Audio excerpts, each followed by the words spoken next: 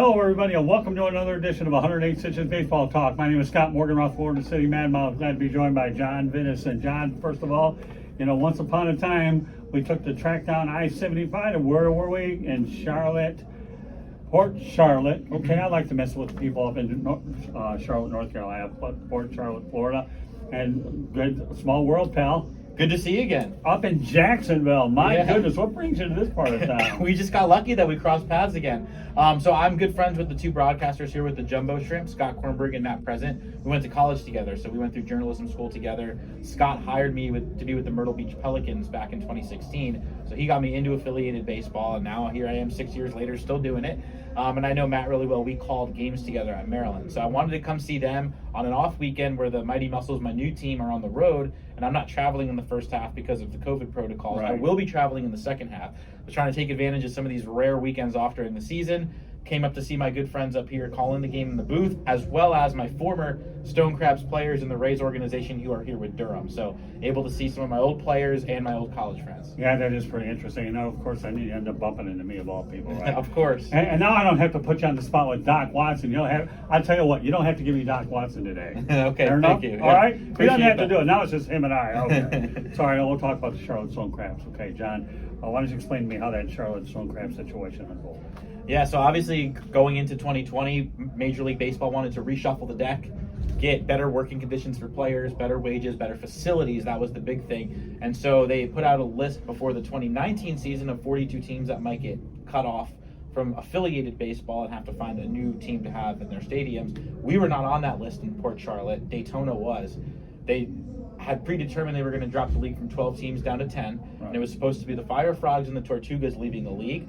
But I don't know the details. I wasn't at the stadium regularly when it was all going down. But for whatever reason, Daytona got into the league, and the Stone Crabs were the odd man out. And the Rays took an affiliation up in Charleston, South Carolina, instead with the River Dogs. And so the Stone Crabs were left on the outside of the musical chairs game.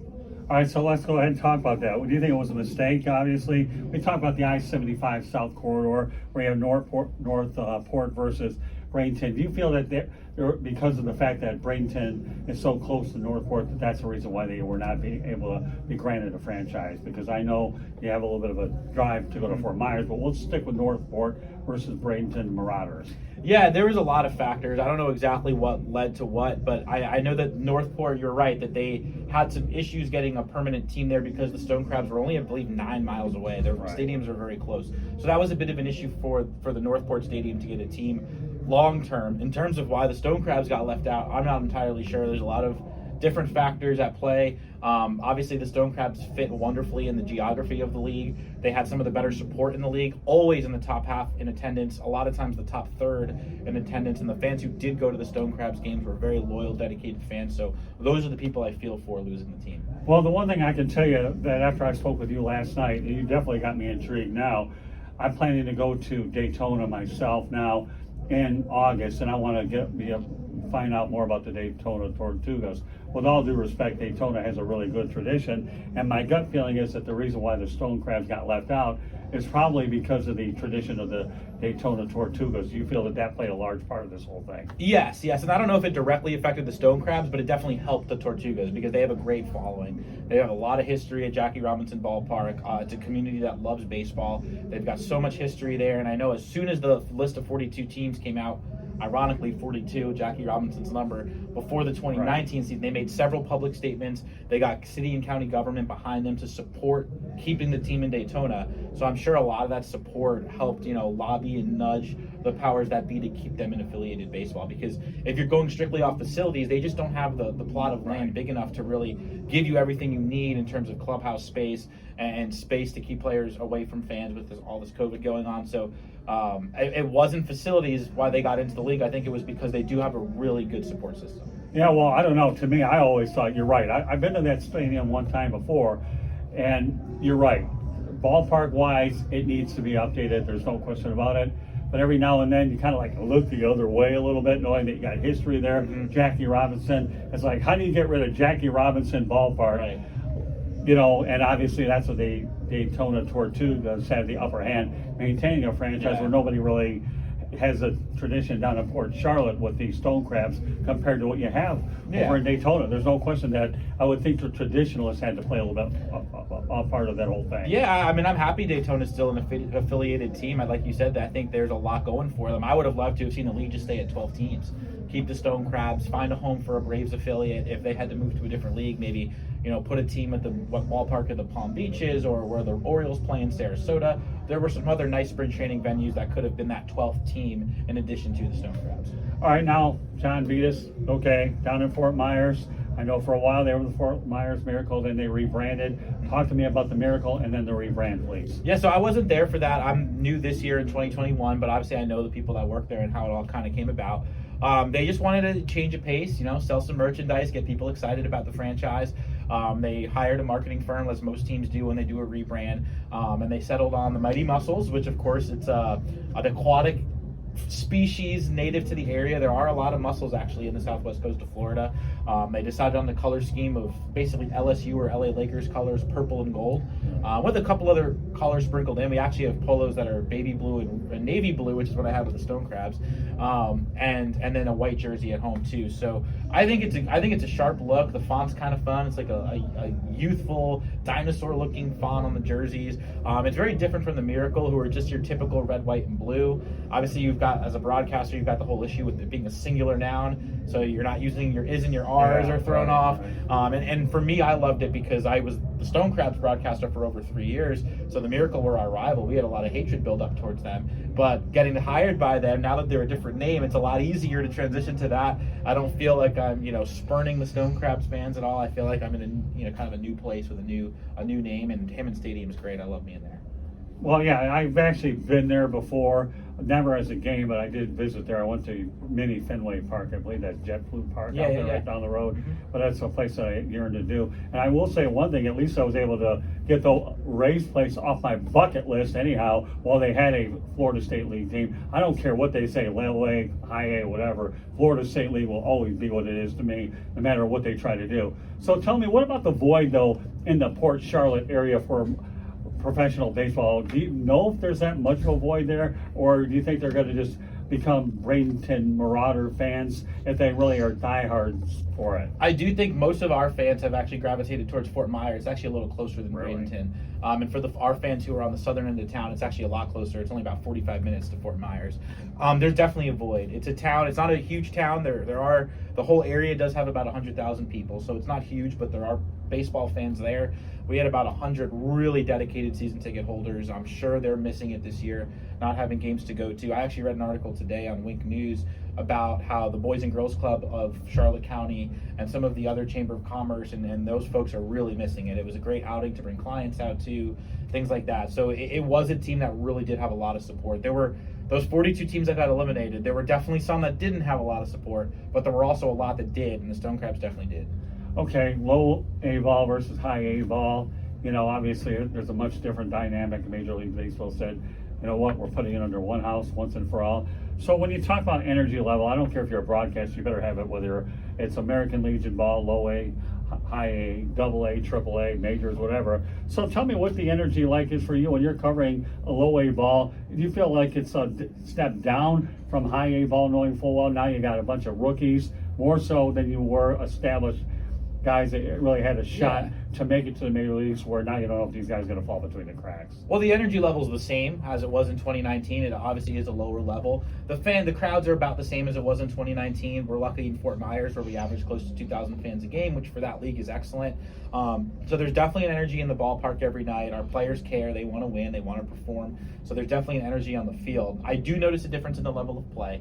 And it probably has as much to do with the lost season in 2020, that the guys are rusty, as it does the lower level. But early in the season, we noticed more walks, more strikeouts, more 3-2 counts, more wild pitches, and higher scoring, sloppier play. There were some higher error totals.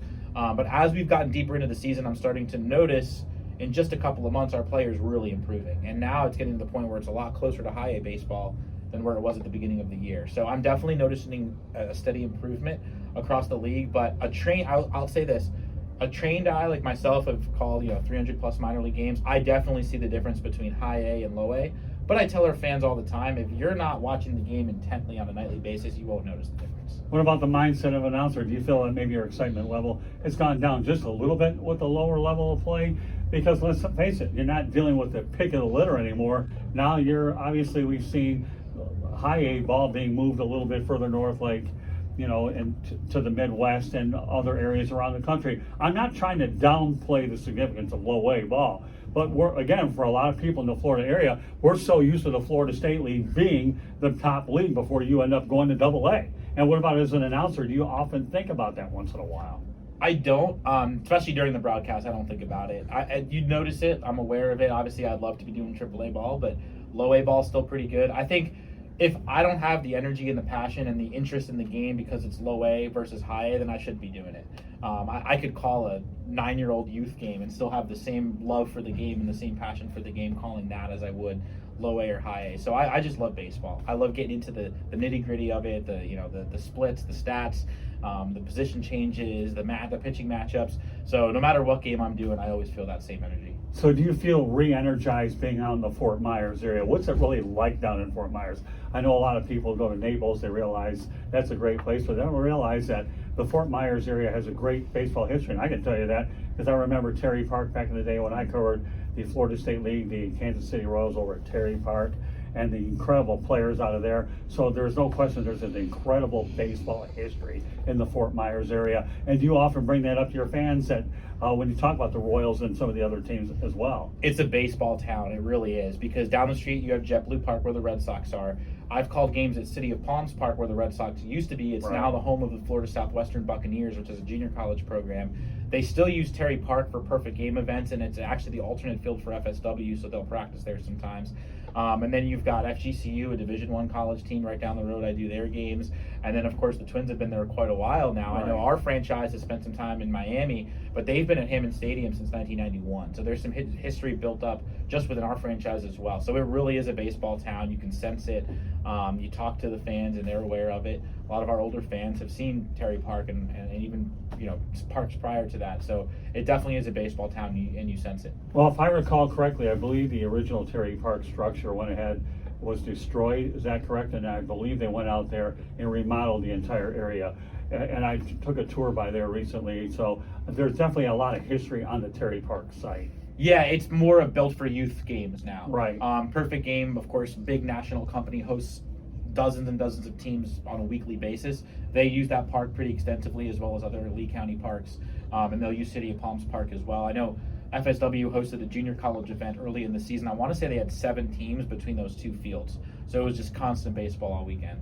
All right, folks, I'm being joined by John Vitas on 108 Stitches Baseball Talk. My name is Scott Morgan, Motor City Madmouth, and the word small world definitely add up, knowing that I know, and when you're around professional baseball, as long as I've been, all of 40 some odd years, okay, long before this cat was born, no matter who you run across, you can run across anybody at any given time. So John, it was pretty neat that we finally had a chance to meet down in Port Charlotte. And I was agitating the people in Charlotte, North Carolina. What a port in front of it. But here we are in Jacksonville, and there's no way to go ahead and mess that one up. But it's a pleasure to have the opportunity to talk baseball with you.